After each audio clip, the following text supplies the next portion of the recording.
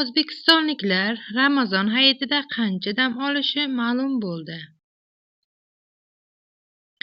Assalomu alaykum hurmatli kuzatuvchilar. Kanalimizga obuna bo'lib qo'yishni unutmang.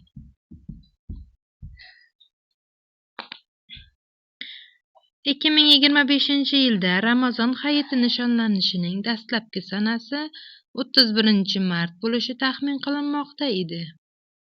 Bu kunda rasmiy bayram va dam olish kuni bo'lgan Eid al-Fitr hisoblanadi.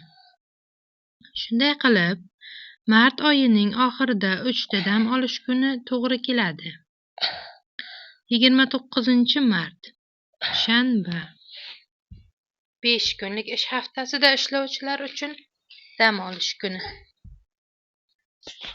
30-mart yakshanba Ramazon hayiti bayrami. 31-mart dushanba ko'chirilgan dam olish kuni. Eslatib o'tamiz, musulmonlar idorasi hali rasmiy xabarni e'lon qilgani yo'q.